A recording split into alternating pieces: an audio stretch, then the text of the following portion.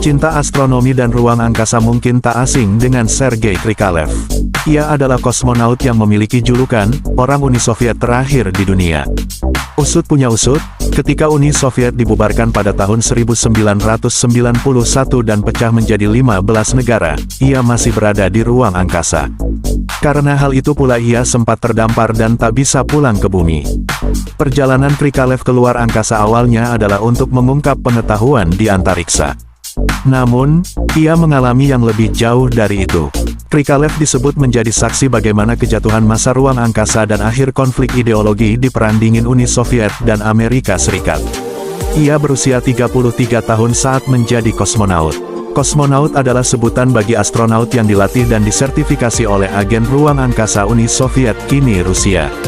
Awalnya, misi ruang angkasa Krikalev berdurasi 5 bulan. Ia dikirim dari Soviet Baikonur Kosmodrome, yang lokasinya kelak masuk kawasan Kazakhstan, ke stasiun ruang angkasa Mir.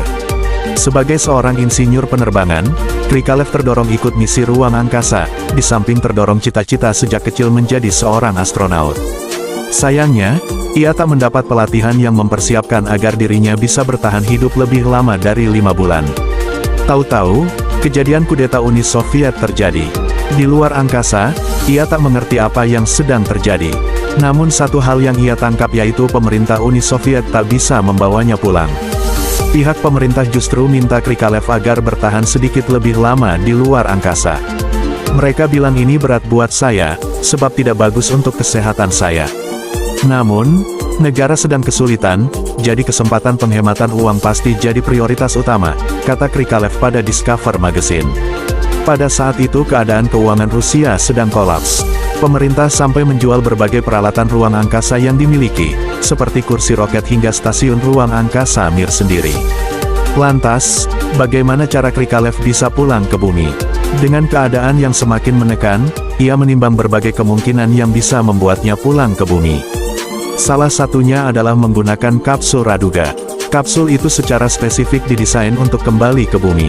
Namun, lagi-lagi ia memikirkan nasib stasiun ruang angkasa Mir yang akan terbengkalai jika ditinggalkan.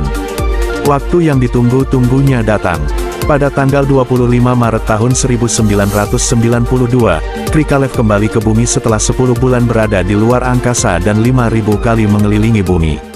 Kepulangan Sergei Krikalev terjadi usai Jerman membayar $24 juta untuk membelikan tiket bagi penggantinya, Klaus-Dietrich Fleth. Setibanya di bumi, ia terlihat masih menggunakan pakaian ruang angkasa yang bertuliskan USSR dan pad bendera Uni Soviet. Wajahnya pucat dan berkeringat serta tak mampu berdiri tegak. Banyak perbedaan yang terjadi ketika Krikalev kembali ke tanah airnya. Salah satunya adalah nama kampung halaman yang berubah dari Leningrad menjadi St. Petersburg. Gaji Krikalev dinilai cukup bagus untuk seorang ilmuwan ketika Uni Soviet masih berdiri, yaitu 600 rubel per bulan. Namun ketika sudah berubah menjadi Rusia, nilai gajinya merosot drastis, bahkan hanya setengah gaji pengemudi bus di Rusia. Meski begitu, kisahnya berakhir manis lantaran 2 tahun kemudian Krikalev diangkat menjadi pahlawan Rusia. Tidak hanya itu, ia kembali bertugas keluar angkasa dan meraih banyak pencapaian. Salah satunya yaitu kosmonaut Rusia pertama yang terbang di shuttle NASA milik Amerika Serikat dan orang pertama yang merasakan pengalaman di International Space Station.